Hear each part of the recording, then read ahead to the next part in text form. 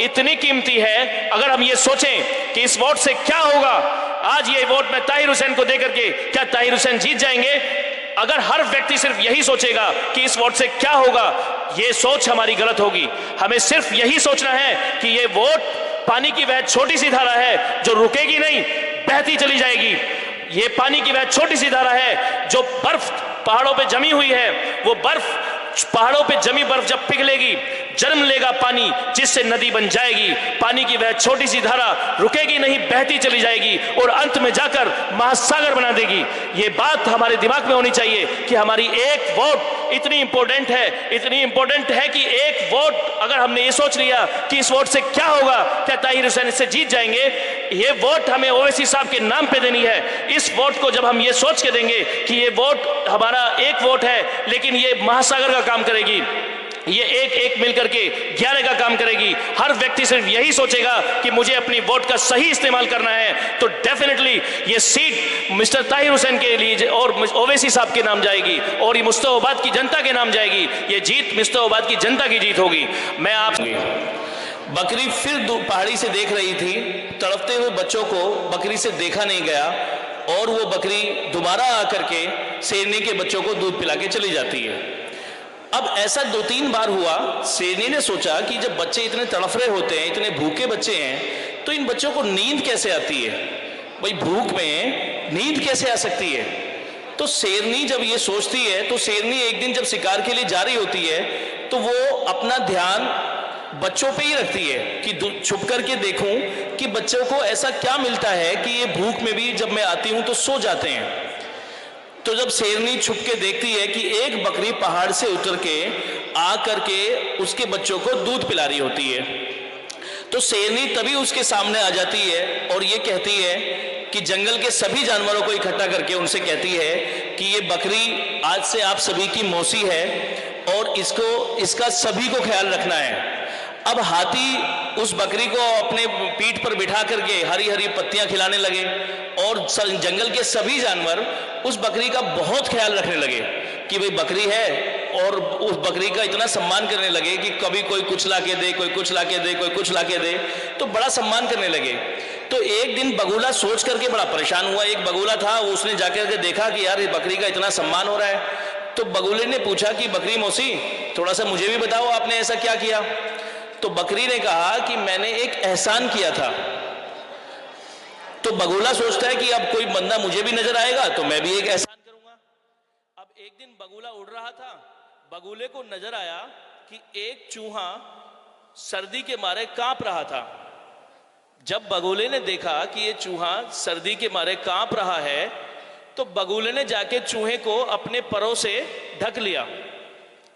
अब चूहे को बगुले ने अपने परों से ढक लिया, तो जब चूहे में गर्मी आई तो चूहे ने बगुले के पर खा लिए। अब जब चूहे ने बगुले के पर खा लिए तो बगुला गया उस बकरी के पास, कहने लगा मौसी तूने मुझे ये क्या बात बताई, तूने जो बताया कि किसी पे एहसान करने का मामला, मैंने भी एक एहसान किया था, मैंने एहसान किया, उसने तो मेरे पर ही खा लिए, मुझे तो उड़ने लायक भी नहीं छोड़ा। तो बकरी ने कहा कि एहसान भी देख करके करना होता है। मैंने जो एहसान किया था वो एक शेरनी पे एहसान किया था और तूने जो एहसान किया एक चूहे पे एहसान किया।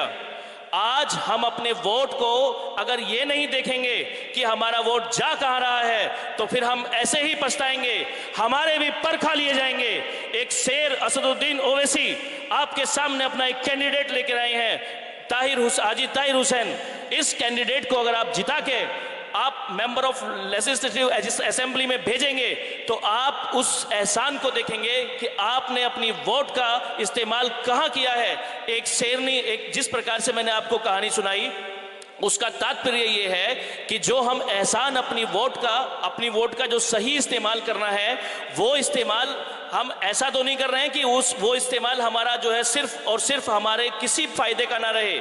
आज सो कॉल्ड जितनी सेकुलर पार्टीज हैं वो सेकुलर पार्टीज मुसलमानों की बात तो करती हैं, लेकिन मुसलमानों की बात को कभी उन्होंने संसद में ये बात नहीं उठाई, कभी मुसलमानों की बात ये नहीं करी। मुसलमानों की बात सिर्फ वोट के टाइम करती हैं कि मुसलमानों की वोट मिल जाए, और वोट मिलने के बाद मुसलमान जो है उनसे कोई बात नहीं करनी।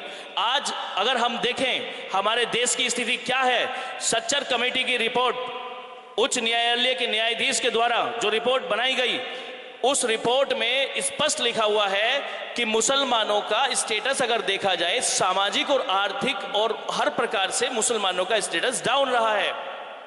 मुसलमानों की जिस प्रकार से आज हमारी भागीदारी कहां है, सरकारी नौकरियों में 4.9% की भागीदारी है, सरकारी नौकरियों में 4.9%।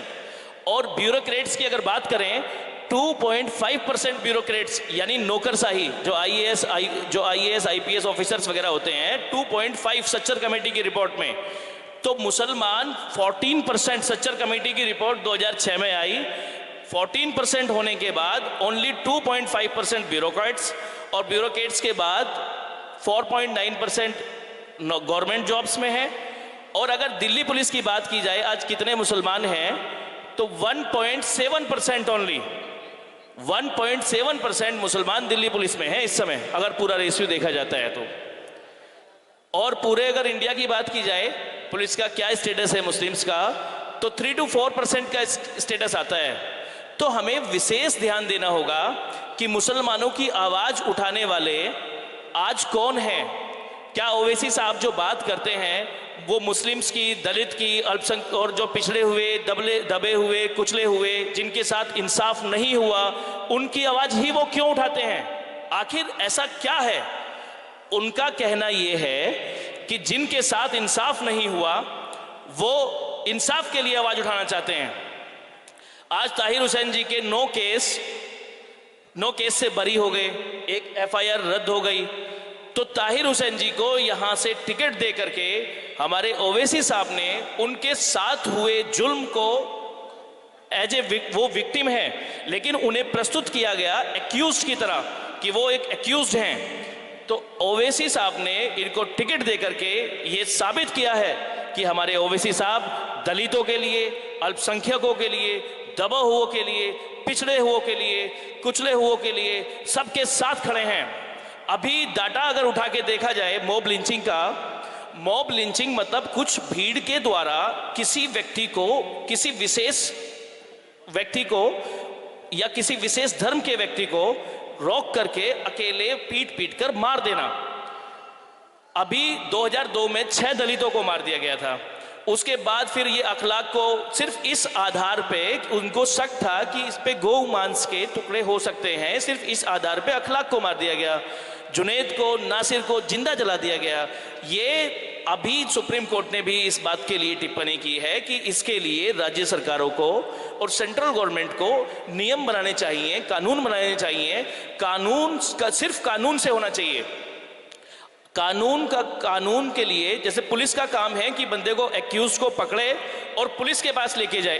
पुलिस का काम है कि एक्यूज को पकड़ के कोर्ट के पास लेके जाए। अब कोर्ट उस बात को क्लियर करेगा कि वो एक्यूज को क्या सजा मिलनी चाहिए। एक्चुअल में होता क्या है कि भीड़ कानून को जब अपने हाथ में ले लेती है, किसी विशेष धर्म या विशेष समुदाय के खिलाफ मन में किसी प्रकार की नेगेटिविटी के तहत, वो गलत है। भीड़ को किसी भी प्रकार से ऐसा नहीं करना चाहिए। लेकिन इस बात की, मुस्लिम्स के खिलाफ काफी मॉब लिंचिंग हुई, इस बात को उठाया सिर्फ असदुद्दीन ओवैसी साहब ने। यह बहुत बड़ी बात है। असदुद्दीन ओवैसी साहब ने इस बात को बड़े उठाया और बल्कि मुस्लिमों के साथ खड़े रहे कि इस प्रकार से मॉब लिंचिंग नहीं होनी चाहिए। मैं आपको एक छोटी सी बात बताता हूं। अगर आज हम अपने समय को नहीं पहचान रहे, आज हम सोच रहे हैं कि क्या फर्क पड़ता है कि वोट हम कहां देते हैं। एक छोटे से डायलॉग से मैं अपनी बात को प्रस्तुत करूंगा आपके सामने। बसर राजे दिली कहकर जलीलो ख्वार होता है, बसर राजे दिली कहकर जलीलो ख्वार होता है। निकल जाती है जब खुशबू, निकल जाती है जब खुशबू, तो गुल बेकार होता है। आज हम अपने वोट की अहमियत को नहीं पहचान रहे। आज हमें ये नहीं पता है कि हमें अपनी वोट जहां देनी है, जो आदमी हमारे साथ खड़े हैं, जो हमें हमेशा हर प्रकार से हमारी सामाजिक भूमिका के साथ खड़े हैं, आर्थिक भूमिका के साथ खड़े हैं, हमारी आवाज को बुलंद करने का काम कर रहे हैं। 546 सीटों में से एक सीट मेंबर ऑफ पार्लियामेंट की मिस्टर असदुद्दीन ओवैसी जी के पास में है, और अकेले वो दलितों की आवाज को, मुस्लिमों की आवाज को बुलंद करने का काम वहां से करते हैं। कितनी बड़ी बात है। एक शेर है, जो शेर जो है अकेले अपनी आवाज को उन दबे कुचले लोगों के साथ में मिलाकर के उनकी आवाज बनते हैं, जिनकी बात कोई नहीं करता। सब बहुसंख्यकों की बात करते हैं, सब सोचते हैं कि बहुसंख्यक उनके पास आ जाएं और बहुसंख्यकों की बात सब करते हैं, लेकिन अल्पसंख्यकों के साथ हो रहे उत्पीड़न को कोई नहीं देखता। अल्पसंख्यकों के साथ हो रहे जिस प्रकार से जितने अन्याय हो रहे हैं। अजान हो रही है।